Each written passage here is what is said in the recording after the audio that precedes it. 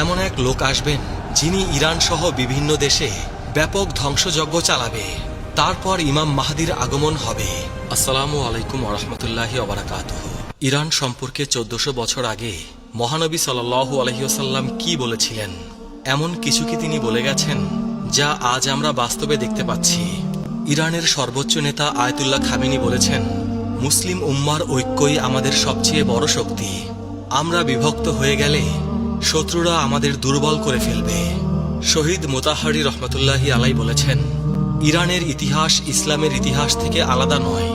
আমরা মুসলিম, তারপরে আমরা ইরানি, আমাদের পরিচয় ইসলাম।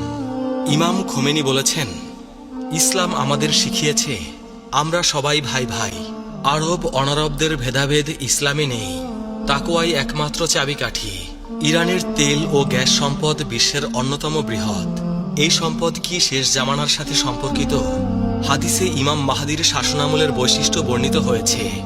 আকাশ থেকে প্রচুর বৃষ্টিপাত, জমিনে ফসলের প্রাচুর্য এবং তখন সম্পদের ন্যায্য বন্টন হবে। ইরানের তেল সম্পদ যদি ন্যায়সঙ্গতভাবে বিতরণ করা হয় তবে হাদিসের এই ভবিষ্যৎবাণীর সাথে মিলে যাবে। তবে তার আগে বড় যুদ্ধ ও ধ্বংসযজ্ঞের ভবিষ্যৎবাণী রয়েছে। নবী করিম সাল্লাল্লাহু আলাইহি ওয়াসাল্লাম বলেছেন, হত্যাকাণ্ড বৃদ্ধি পাবে। আধুনিক অস্ত্র দিয়ে এক মুহূর্তে হাজার হাজার মানুষ হত্যা করা সম্ভব। ইরানের ক্ষেপণাস্ত্র ও ড্রোন প্রযুক্তি সেই সক্ষমতা রাখে। ইরানের সর্বোচ্চ নেতা আয়াতুল্লাহ খোমেনি ইমাম মাহদির আগমনে বিশ্বাস করেন এবং বলেন, আমরা ইমাম মাহদির আগমনের জন্য অপেক্ষা করছি। তার আগমনের পূর্বে আমাদের দায়িত্ব হল ইসলামী সমাজ গঠন করা।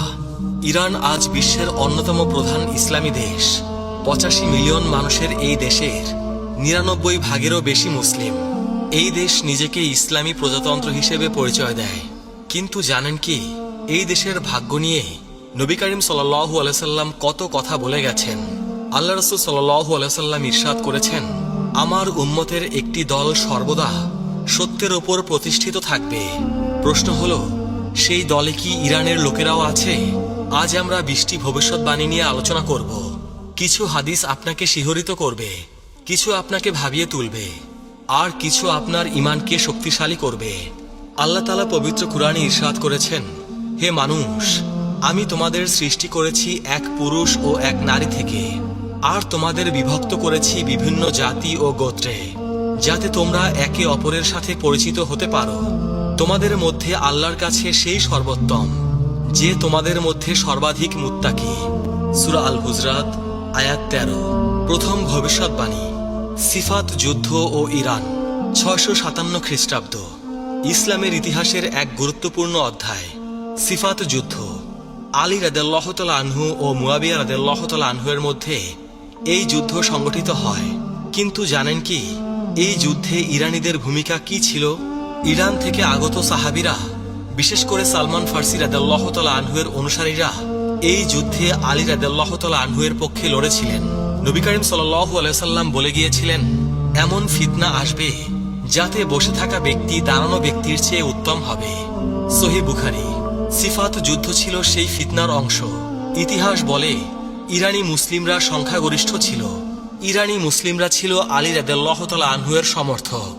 যুদ্ধের পর একদল ইরানি আলী রাদিয়াল্লাহু তাআলা আনহুর কাছে এসে বললেন, আমরা আপনার জন্য জান ও মাল কোরবান করতে প্রস্তুত। আলী রাদিয়াল্লাহু তাআলা আনহু তাদের দিকে তাকিয়ে বললেন, তোমরা সেই জাতির সন্তান যাদের সম্পর্কে মহানবী সাল্লাল্লাহু আলাইহি ওয়াসাল্লাম ভবিষ্যৎবাণী করেছিলেন। ইতিহাস সাক্ষ্য দেয়, ইরানি মুসলিমরা সবসময় সত্যের পক্ষে দাঁড়িয়েছে। 2. দ্বিতীয় ভবিষ্যৎবাণী, আধুনিক ইরানের ভবিষ্যৎ। এখন প্রশ্ন, আধুনিক ইরানের কি হবে? নবী করিম সাল্লাল্লাহু আলাইহি ওয়াসাল্লাম কি এ বিষয়ে কিছু বলে গেছেন? হয়তো সরাসরি বলেননি, কিন্তু একটি হাদিসে তিনি বলেছেন, আল্লাহ এই উম্মতের জন্য প্রতি 100 বছর পর এমন কাউকে পাঠাবেন যারা তাদের ধর্মকে সংস্কার করবে। আবু দাউদ। 1979 সালে ইরানে যে ইসলামী বিপ্লব ঘটেছিল, এই বিপ্লব কি মহানবী সাল্লাল্লাহু আলাইহি ওয়াসাল্লামের সেই হাদিসের উদাহরণ? অনেক বিশ্লেষক মনে করেন, এই বিপ্লব বিশ্বব্যাপী ইসলামী জাগরণের সূচনা করেছিল। আজকের ইরান একটি ইসলামী প্রজাতন্ত্র। ইরানের সর্বোচ্চ নেতা আয়াতুল্লাহ খামেনি। ইরানের পারমাণবিক কর্মসূচি আন্তর্জাতিক বিতর্কের কেন্দ্র। নবী করিম সাল্লাল্লাহু আলাইহি ওয়াসাল্লাম আরো বলেছেন, শীঘ্রই বিভিন্ন জাতি তোমাদের বিরুদ্ধে একত্রিত হবে, যেমন খাদ্যের পাত্রের দিকে খাদকরা একত্রিত হয়। আবু দাউদ।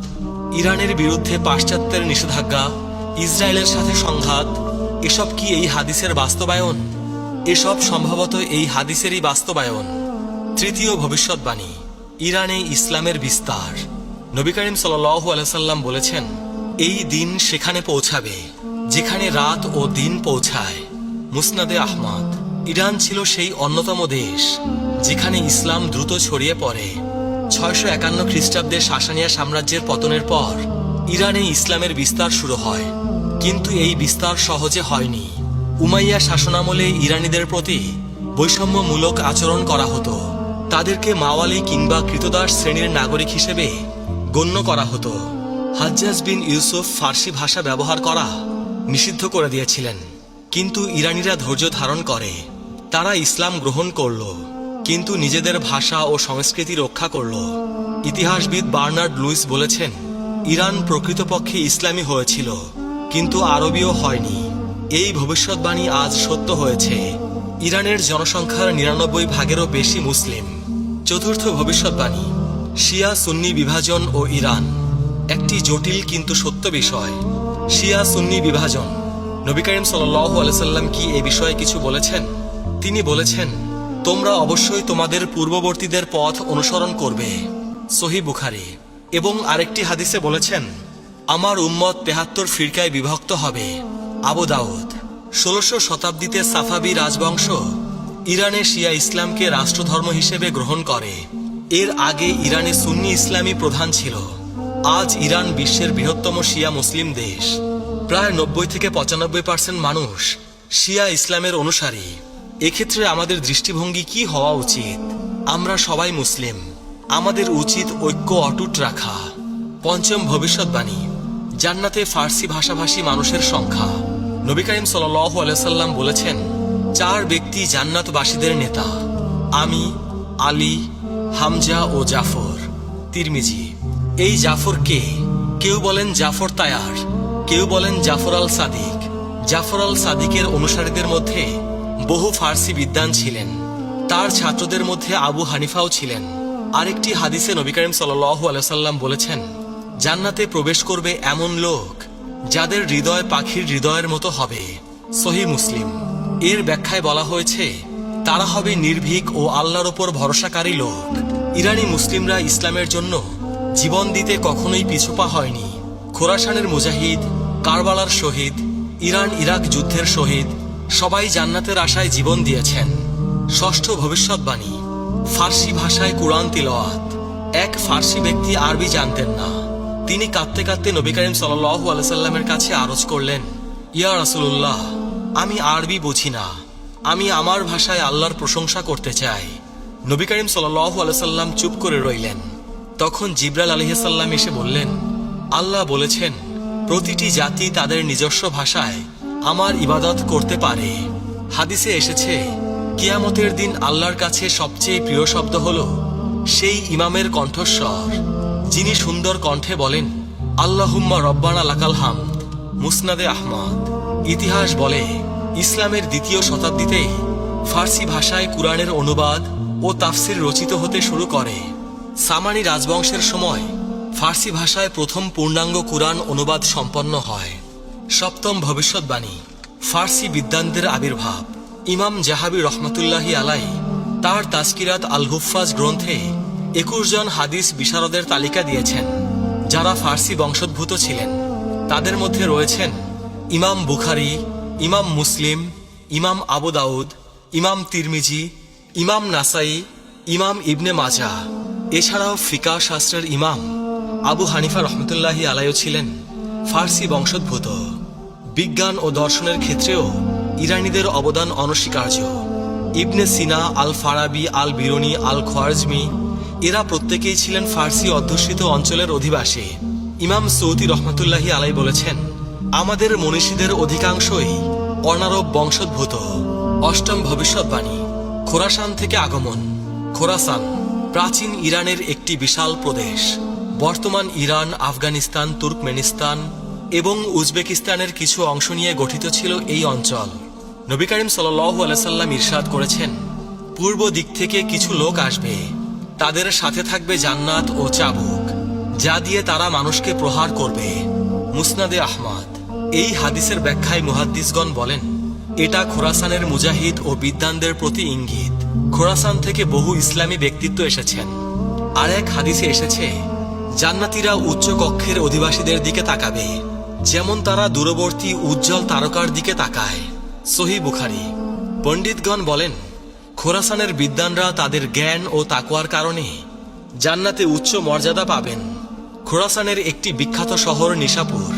ইমাম মুসলিম, ইমাম তিরমিজি, ইমাম হাকিম নিশাপুরী সবাই এই শহরের অধিবাসী ছিলেন। নবম ভবিষ্যৎবাণী। কারবালার ঘটনা ও ইরানি শোক। 680 খ্রিস্টাব্দের কারবালার ঘটনা। ইমাম হুসাইন রাদিয়াল্লাহু তাআলা আনহু-এর শাহাদাত। ইরানি মুসলিমরা এই ঘটনার পর থেকে ইমাম হুসাইন রাদিয়াল্লাহু তাআলা আনহু-এর শোকে মাতম করে আসছেন। একটি হাদিসে এসেছে, হুসাইন রাদিয়াল্লাহু তাআলা আনহু-এর হত্যার জন্য মুমিনদের অন্তরে এক উত্তাপ রয়েছে, যা কখনো ঠান্ডা হবে না। মুসনাদে আহমদ। এই হাদিসের বিশুদ্ধতা নিয়ে মতভেদ আছে, তবে ইতিহাস সাক্ষ্য দেয় ইরানি মুসলিমরা কারবালার ঘটনাকে কেন্দ্র করে গভীর আবেগ পোষণ করে। প্রতি বছর মহররম মাসে ইরানের আশুরা দিবসের মিছিল বিশ্ববিখ্যাত। সাফাবি রাজবংশ ক্ষমতায় আসার পর তারা ইরানে শিয়া ইসলামকে প্রাতিষ্ঠানিক রূপ দেয় এবং আশুরা পালনকে উৎসাহিত করে। দশম ভবিষ্যৎবাণী। ইমান যদি থুরাইয়া তারকায় থাকত। একবার এক ব্যক্তি ইমাম আবু হানিফা রহমতুল্লাহি আলাইকে জিজ্ঞেস করলেন, আপনার বংশ কোথায়? ইমাম আবু হানিফা রহমতুল্লাহি আলাই কিছুক্ষণ চুপ করে রইলেন। তারপর বললেন, আমি সেই জাতির সন্তান যাদের সম্পর্কে রাসূল পাক সাল্লাল্লাহু আলাইহি সাল্লাম ভবিষ্যৎবাণী করেছিলেন। হযরত আবু হুরায়রা রাদিয়াল্লাহু তাআলা আনহু বর্ণনা করেছেন, আমরা নবী করিম সাল্লাল্লাহু আলাইহি সাল্লামের কাছে বসা ছিলাম। তখন তার উপর সূরা জুমুয়া নাজিল হলো। যখন তিনি আয়াত তিলাওয়াত করলেন, আর অন্যদের জন্য, তাদের মধ্যে যারা এখনো তাদের সাথে মিলিত হয়নি। আমি জিজ্ঞেস করলাম, ইয়া রাসূলুল্লাহ, এই অন্যরা কারা? মহানবী সাল্লাল্লাহু আলাইহি সাল্লাম উত্তর দিলেন না। আমি 3 বার প্রশ্ন করলাম। তখন আমাদের মাঝে সালমান ফার্সি রাদিয়াল্লাহু তাআলা আনহু ছিলেন। রাসূল পাক সাল্লাল্লাহু আলাইহি সাল্লাম তার হাত সালমানের ওপর রাখলেন এবং বললেন, যদি ঈমান থুরাইয়া তারকায়ও থাকত, তাহলে পারস্যের অধিবাসীদের মধ্য থেকে কিছু মানুষ সেই ঈমান অর্জন করত। সহিহ মুসলিম। হাদিস নং 2546। ইমাম কুরতুবী রহমাতুল্লাহি আলাই বলেছেন, এই হাদিস ফার্সি জাতির মর্যাদার স্পষ্ট প্রমাণ। নবী করিম সাল্লাল্লাহু আলাইহি সাল্লাম ভবিষ্যৎবাণী করেছেন যে এই জাতি ইসলামী জ্ঞানের চূড়ায় পৌঁছাবে। 11তম ভবিষ্যৎবাণী। সালমান ফার্সি রাদিয়াল্লাহু তাআলা আনহু-এর মর্যাদা। সালমান ফার্সি রাদিয়াল্লাহু তাআলা আনহু ইসলামের প্রথম ইরানি মুসলিম। তার জীবনী অত্যন্ত অনুপ্রেরণাদায়ক। তিনি ইরানের একটি সম্ভ্রান্ত পরিবারে জন্মগ্রহণ করেছিলেন। সত্যের সন্ধানে নিজ দেশ ছেড়ে প্রথমে সিরিয়া, তারপরে আরবে পৌঁছান এবং অবশেষে মদিনায় এসে ইসলাম গ্রহণ করেন। নবী করিম সাল্লাল্লাহু আলাইহি সাল্লাম তাকে অত্যন্ত ভালোবাসতেন এবং বলেছিলেন, সালমান আমাদের আহলে বাইতের অন্তর্ভুক্ত। মুসনাদে আহমদ। সালমান রাদিয়াল্লাহু তাআলা আনহু-এর মাধ্যমেই পারস্য সম্পর্কে নবী করিম সাল্লাল্লাহু আলাইহি সাল্লামের প্রথম ভবিষ্যৎবাণী প্রকাশ পায়। তার হাত ধরে বহু ইরানি ইসলামের ছায়ায় এসেছিলেন। ভবিষ্যৎবাণী 12। সূরা জুমুয়ার আয়াত ও ফার্সিদের আগমন। সূরা জুমুয়ায় আল্লাহ পাক ইরশাদ করেছেন, তিনি উম্মীদের মাঝে তাদের মধ্য থেকে একজন রাসূল পাঠিয়েছেন, যিনি তাদের মাঝে তার আয়াত তিলাওয়াত করেন, তাদের পবিত্র করেন এবং তাদের কিতাব ও হিকমত শিক্ষা দেন, যদিও তারা আগে স্পষ্ট বিভ্রান্তিতে ছিল। আর অন্যদের জন্যও পাঠিয়েছেন, তাদের মধ্যে যারা এখনো তাদের সাথে মিলিত হয়নি। আর তিনি পরাক্রমশালী, প্রজ্ঞাময়।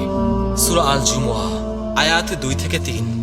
এই আয়াত নাজিলের পর সাহাবীরা জিজ্ঞেস করলেন, এই অন্যরা কারা? রাসূল পাক সাল্লাল্লাহু আলাইহি সাল্লাম সালমান ফার্সির দিকে ইশারা করে বললেন, যদি ঈমান থুরাইয়া তারকায়ও থাকত, তবে এই লোকেরা তা অর্জন করত। ইমাম তাবারি রহমতুল্লাহি আলাই বলেন, এই অন্যরা বলতে সমস্ত অনারবকে বোঝানো হয়েছে, অর্থাৎ যারা আরব নয়, বিশেষ করে ফার্সিদের। 13তম ভবিষ্যৎবাণী। খোরাসান থেকে কালো পতাকা। এবার আমরা শেষ সময়ের আলামত নিয়ে আলোচনা করব। নবী করিম সাল্লাল্লাহু আলাইহি সাল্লাম ইরশাদ করেছেন, খোরাসান থেকে কালো পতাকা বের হবে, তোমরা সাহায্য প্রাপ্ত হবে, এদের সাহায্য ফিরিয়ে দেওয়া হবে না। মুসনাদে আহমদ। এই কালো পতাকাধারী বাহিনী ইমাম মাহদির আগমনের পূর্বে বের হবে এবং সুফিয়ানি বাহিনীর সাথে যুদ্ধ করবে। তাদের নেতা হবে শুয়াইব ইবনে সালেহ। বর্তমান বিশ্বের ঘটনা প্রবাহ এই হাদিসের সাথে সাদৃশ্যপূর্ণ। গাজা, ইরান, সিরিয়া, লেবানন এসব স্থানের ঘটনা এই ভবিষ্যৎবাণীর কথা মনে করিয়ে দেয়। 14তম ভবিষ্যৎবাণী, ইমাম মাহদির আগমন ও ইরান। নবী করিম সাল্লাল্লাহু আলাইহি সাল্লাম ইরশাদ করেছেন, যদি দুনিয়ার একদিনও অবশিষ্ট থাকে তবে আল্লাহ সেই দিনকে দীর্ঘ করবেন যতক্ষণ না তিনি আমার পরিবারের একজন লোককে পাঠান, যার নাম আমার নামের মতো, যার পিতার নাম আমার পিতার নামের মতো। আবু দাউদ। ইতিহাসবিদগণ বলেন, ইমাম মাহদির আগমনের সময় ইরানের লোকেরা গুরুত্বপূর্ণ ভূমিকা রাখবে। শিয়া বিশ্বাস অনুযায়ী ইমাম মাহদি হলেন 12তম ইমাম, যিনি 941 খ্রিস্টাব্দে গায়েব হয়ে যান। তবে এই বিশ্বাসটি সহি নয়। সুন্নি বিশ্বাসেও ইমাম মাহদির আগমন একটি গুরুত্বপূর্ণ বিষয়। 15তম ভবিষ্যৎবাণী, সুফিয়ানি ও ইরান। সুফিয়ানি শেষ সময়ের একজন খারাপ চরিত্র। নবী করিম সাল্লাল্লাহু আলাইহি সাল্লাম বলেছেন, পূর্ব দিক থেকে আমার পরিবারের একজন লোক বের হবে, যাকে সুফিয়ানি বলা হয়। মুসনাদে আহমদ। সুফিয়ানি সম্পর্কে হাদিসে আরো বলা হয়েছে, সুফিয়ানি বের হবে এবং 33 মাস পৃথিবী শাসন করবে। মুসনাদে আহমদ। এই সময়ে তিনি ইরান সহ বিভিন্ন দেশে ব্যাপক ধ্বংসযজ্ঞ চালাবেন। তারপর ইমাম মাহদির আগমন হবে এবং তিনি সুফিয়ানির বিরুদ্ধে যুদ্ধ ঘোষণা করবেন। ইরানের ইতিহাসে সুফিয়ানির মতো অনেক শাসক এসেছে, যেমন মঙ্গল আক্রমণ, তিমুরলংয়ের আক্রমণ। ভবিষ্যৎবাণী 16, দাজ্জাল ও ইরান। দাজ্জাল শেষ সময়ের সবচেয়ে বড় ফিতনা। নবী করিম সাল্লাল্লাহু আলাইহি সাল্লাম বলেছেন, দাজ্জালের অনুসারী হবে আসফাহানের ইহুদিদের 70,000 লোক, যাদের পরনে থাকবে মোটা চাদর। সহি মুসলিম। হাদিস নং 2944। আসফাহান ইরানের একটি প্রাচীন শহর। আজও সেখানে একটি ইহুদি সম্প্রদায় বসবাস করে। নবী করিম সাল্লাল্লাহু আলাইহি সাল্লাম 1400 বছর আগে বলে গেছেন যে আসফাহানের ইহুদিরা দাজ্জালের অনুসারী হবে। ইমাম নববী রহমাতুল্লাহি আলাই এই হাদিসের ব্যাখ্যায় বলেন, এই হাদিস একটি স্পষ্ট ভবিষ্যৎবাণী যে দাজ্জালের অধিকাংশ অনুসারী হবে আসফাহানের ইহুদিরা। এটি নবুয়তের একটি বড় নিদর্শন। নবী করিম সাল্লাল্লাহু আলাইহি সাল্লাম বলেছেন, যে ব্যক্তি সূরা কাহাফের প্রথম 10 আয়াত মুখস্থ করবে সে দাজ্জালের ফিতনা থেকে রক্ষা পাবে। সহি মুসলিম। ভবিষ্যৎবাণী 17, ইয়াজুজ মাজুজ ও ইরান। ইয়াজুজ মাজুজ দুটি বর্বর জাতি। আল্লাহ তাআলা কুরআনে বলেন, অবশেষে যখন ইয়াজুজ ও মাজুজকে খুলে দেওয়া হবে এবং তারা প্রতিটি উচ্চ স্থান থেকে ছুটে আসবে, অবশেষে যখন ইয়াজুজ ও মাজুজকে খুলে দেওয়া হবে এবং তারা প্রতিটি উচ্চ স্থান থেকে ছুটে আসবে। সূরা আল আম্বিয়া আয়াত 96। হাদিসে এসেছে, ইয়াজুজ মাজুজ বের হবে খোরাসানের দিক থেকে। তারা এত বেশি সংখ্যক হবে যে তাদের সামনে কোনো কিছুই টিকতে পারবে না। নবী করিম সাল্লাল্লাহু আলাইহি সাল্লাম বলেছেন, ইয়াজুজ মাজুজ প্রতিদিন প্রাচীর খোঁড়ে। যখন তারা সূর্যের আলো দেখতে পায় তখন তাদের নেতা বলে, ফিরে যাও, আগামীকাল আবার খুঁড়ব। মুসনাদে আহমদ। ইয়াজুজ মাজুজের আবির্ভাবের স্থান হিসেবে ইরান ও মধ্য এশিয়ার কথা বলা হয়। ইতিহাসে চেঙ্গিস খানের মঙ্গল বাহিনীকে অনেক মুসলিম ঐতিহাসিক ইয়াজুজ মাজুজের সাথে তুলনা করেছেন। চেঙ্গিস খান খোরাসান থেকে বেরিয়ে এসে সমগ্র মুসলিম বিশ্ব ধ্বংস করেছিলেন। আল্লামা ইকবাল তার কবিতায় বলেছিলেন, ইয়াজুজ মাজুজের বন্যা এসে গেল। ভবিষ্যৎবাণী 18, শৌবিয়া আন্দোলন ও ইরান। শৌবিয়া আন্দোলন 8ম-9ম শতাব্দীর একটি সাংস্কৃতিক আন্দোলন, যা আরব ও অনারবদের মধ্যে সমতা দাবি করে। এর নেতৃত্বে ছিল ইরানি মুসলিমরা। নবী করিম সাল্লাল্লাহু আলাইহি সাল্লাম বলেছেন, আরবদের কোনো অনারবদের ওপর শ্রেষ্ঠত্ব নেই, আবার অনারবদেরও কোনো আরবের ওপর শ্রেষ্ঠত্ব নেই, তাকওয়া ছাড়া। মুসনাদে আহমদ। এই হাদিস শৌবিয়া আন্দোলনের মূল দাবির সাথে মিলে যায়। শৌবিয়ারা মনে করত ইসলাম সব জাতিকে সমান মর্যাদা দিয়েছে। শৌবিয়া আন্দোলনের ফলে ফার্সি ভাষা ও সংস্কৃতির পুনর্জাগরণ ঘটে। ফারদৌসির শাহনামা, রুদাকির কবিতা এসব এই আন্দোলনের ফল। আজকে আমরা কয়েকটি ভবিষ্যৎবাণী নিয়ে আলোচনা করলাম। কিছু ভবিষ্যৎবাণী স্পষ্ট, কিছু রহস্যময়, কিছু বর্তমান ঘটনার সাথে মিলে যায়। মনে রাখবেন, শেষ সময়ের আলামত নিয়ে গবেষণা করা জরুরি, তবে নির্দিষ্ট তারিখ বা ঘটনা নিশ্চিত করে বলা উচিত নয়। কিয়ামতের জ্ঞান একমাত্র আল্লাহর কাছে। আমাদের কর্তব্য ঈমান মজবুত করা, ইবাদত করা, দান করা, সৎ কাজের আদেশ দেওয়া, মুসলিম ঐক্য বজায় রাখা। নবী করিম সাল্লাল্লাহু আলাইহি সাল্লাম বলেছেন, মুসলিম মুসলিমের ভাই, সে তার উপর অত্যাচার করে না এবং তাকে অসহায় অবস্থায় ছেড়ে যায় না। সুতরাং ইরানের মুসলিমরা আমাদের ভাই। আমরা তাদের জন্য দোয়া করব, তাদের পাশে দাঁড়াবো এবং শেষ সময়ের সবচেয়ে বড় ফিতনা দাজ্জাল থেকে বাঁচতে আমরা দোয়া পড়ব। হে আল্লাহ, আমি আপনার কাছে কবরের শাস্তি থেকে, জাহান্নামের শাস্তি থেকে, জীবন ও মৃত্যুর ফিতনা থেকে এবং দাজ্জালের ফিতনা থেকে আশ্রয় চাই। আল্লাহ আমাদের সবাইকে হেদায়েত দান করুন। ইমাম মাহদির আগমনের সময় আমাদেরকে সত্যের পথে অবিচল রাখুন। দাজ্জালের ফিতনা থেকে আমাদেরকে রক্ষা করুন। আমাদের কবরকে জান্নাতের বাগানে পরিণত করুন। প্রিয় আখেরি নবীর উম্মত, আজকের ভিডিও এ পর্যন্তই। সবাই ভালো থাকবেন। আল্লাহ রাব্বুল আলামিন আমাদের সবাইকে হেদায়েত দান করুন। আমিন।